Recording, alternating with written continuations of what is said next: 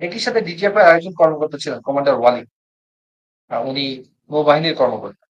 উনি একজন তদন্ত কর্মকর্তাকে সরাসরি হুমকি দিচ্ছিলেন যে তাকে গায়েব করে ফেলবে। পরবর্তীতে যুক্ত হয়েছে গ্রেট জিয়াউল হাসান, যিনি তদন্ত কার্যক্রমকে সম্পূর্ণভাবে ধামাচাপা দেওয়ার জন্য এবং যেসব অফিসার এটার সাথে জড়িত তাদেরকে তাদের জীবন বিষিয়ে তোলার জন্য এবং তাদেরকে সেই জিনিসটাকে ভিন্ন খাতে প্রভাবিত করার জন্য এবং গুম খুনের সংস্কৃতিটা শৈল্পিকভাবে এই জিয়াউল হাসান চালু করেছে। আমি যে অফিসার গুলার নাম বললাম, মেজর জেনারেল মইনুল ইসলাম, উনি ডিজিপিডিআর ছিলেন। উনি তদন্ত কাজ সঠিকভাবে করতে দেন নাই। উনি র্যাব যখন তার ছায়া তদন্ত করে, র্যাব তার তথ্য প্রমাণের জন্য যেসব সৈনিকদেরকে নিতে চায় উনি তা দেন নাই, উনি বাধা দিচ্ছেন। উনি আমাকে সরাসরি নির্দেশ দিচ্ছেন যে কাহারাকুন্দ এবং মনিরুল ইসলামের যে তদন্ত রিপোর্ট সেটাকেই যেন প্রায়োরিটি দেওয়া হয়, অথচ সেই রিপোর্টে তেমন কিছুই ছিল না। সেই রিপোর্টের সাথে র্যাবের রিপোর্টের ছিল আকাশ পাতাল তফাৎ, সেই রিপোর্টের সাথে আর্মির রিপোর্টের আকাশ পাতাল।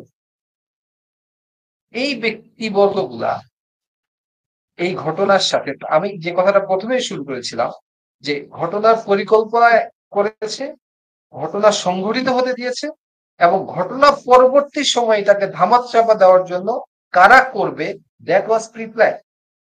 আরেকটি বিষয় আপনাকে আমি বলি, যেটা কেউ বলে নাই আজ পর্যন্ত, অনেকে মুখে মুখে হয়তো শুনে থাকতে পারে, যেসব অফিসারদেরকে হত্যা করা হবে তাদের অধিকাংশকেই এই 25শে ফেব্রুয়ারির 7 থেকে 15 দিন পূর্বে বিডিআর এ পোস্টিং করা হয়েছে।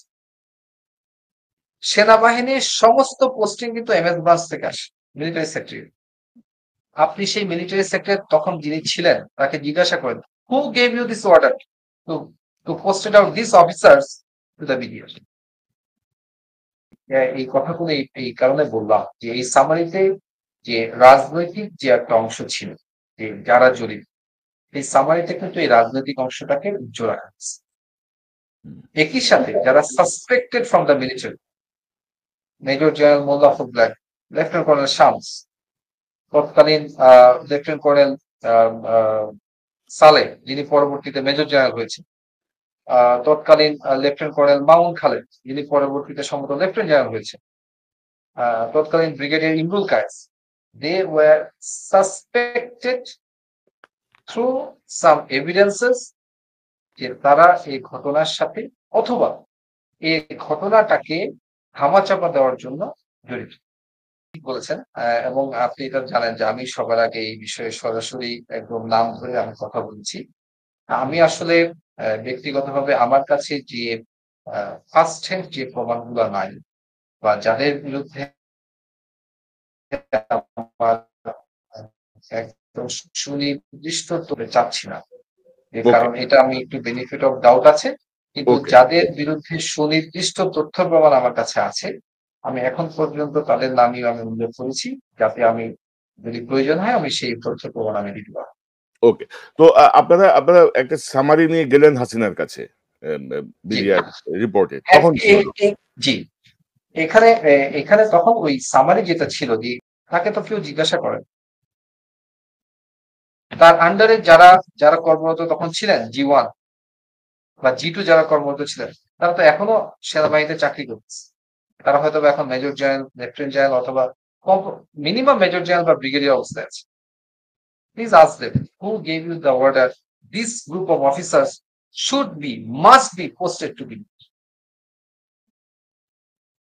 এই যে বিষয়গুলা, this was never been investigated. Right. তো আপনারা এবার আসি, হ্যাঁ এবার আসি আপনার যে উত্তরটা, যে আমাকে যে সামারিটা করতে দেওয়া হলো যে সেই সামারিটার মেইন বেসিকটাই ছিল কাহারাকন এবং মনিরুল ইসলাম সাহেব, যে তাদের যে একটা ভুয়া একটা তদন্ত রিপোর্ট, সেখানে একটা ছবি, একটা বিভিন্ন বিষয়, এই রিপোর্টের সাথে আমি যখন ম্যাচ করানোর চেষ্টা করলাম যে র্যাব এবং যেসব সংস্থার যে রিপোর্ট যেগুলো আসলে তার সাথে অধিকাংশই ম্যাচ করে না, তো এটা নিয়ে একটা কনফ্লিক্ট তখনই ছিল। যার জন্য আমি যেটা করেছিলাম, র্যাবের যে ছায়া তদন্ত রিপোর্ট, সেনাবাহিনীর যে তদন্ত রিপোর্ট এবং তাদের যে তদন্ত রিপোর্ট, সেই তদন্ত ৩টা রিপোর্ট যোগ করে পুরা চিত্রটা এবং পুরা রিপোর্টটা আমি সামারাইজ করছি। এবং একই সাথে কার কি অপরাধ, কার কি এভিডেন্স পাওয়া গেছে পুরো জিনিসটা। এই রিপোর্টটা যদিও তখন জেনারেল মইনুলের দেখার কথা ছিল, বাট সামহাও উনি সেটা দেখেন নাই। উনি ব্যস্ত ছিলেন, কারণ আমি এডিসি ছিলাম। ওনার সম্ভবত ইন্ডিয়াতে কোনো একটা প্রোগ্রাম ছিল। ই জাস্ট কেম ফ্রম ইন্ডিয়া। অক্টোবরের 10 বা 11 তারিখে উনি ইন্ডিয়া থেকে আসছিল, এরকম কিছু একটা। আমার ঠিক খেয়াল নাই, মানে উনি খুব ব্যস্ত ছিল, উনি দেখতে পারেন। উনি শুধু আমাকে বলছে, তুমি কি সামারিটা করেছো কি? আমি জি স্যার করেছি। তো উনাকে আমি আসলে রিপোর্টটা হাতেই দিই প্রাইম মিনিস্টার অফিসের সামনে, তখন প্রাইম মিনিস্টার, এবং তখন বিচার কার্যক্রম শুরু করার একটা প্রক্রিয়া শুরু হয়ে যায়, যে পিলখানার যে বিচার কার্যক্রম শুরু করে সেটা একটা প্রক্রিয়া শুরু হয়ে যায়, এবং সেখানে একটা আদালত বসে, এবং আদালতে কারা থাকবেন এই নিয়ে একটা কার্যক্রম চলছিল। আমি ঠিক ওই কার্যক্রমটা সম্পর্কে আমি ঠিক জানি না, কারণ that was not my responsibility. তো আমি যখন মাননীয় প্রধানমন্ত্রী শেখ হাসিনার অফিসে, তৎকালীন মাননীয় প্রধানমন্ত্রী শেখ হাসিনা অফিসে যাই, তো আপনি ওনার অফিসে যেহেতু আমার যাওয়ার সৌভাগ্য হয়েছে, প্রথমে আমি বলবো উনি ওনার কথাবার্তা বা ওনার ভাব প্রকাশে প্রথম দিকে উনি বেশ আন্তরিক ছিলেন। এবং উনি আমাকে দেখেই আমার নাম ধরে বললেন যে, হ্যাঁ সুবাইল, তুমি আসছো, তুমি বসো এখানে। যদিও আমি বসি নাই, কারণ এটা একটা বেয়াদবি পর্যায়ে পড়ে। উনার যে মানে ইন্টারেকশন মানুষের সাথে, আপনি কিন্তু এতে ডিসিভ হবেন।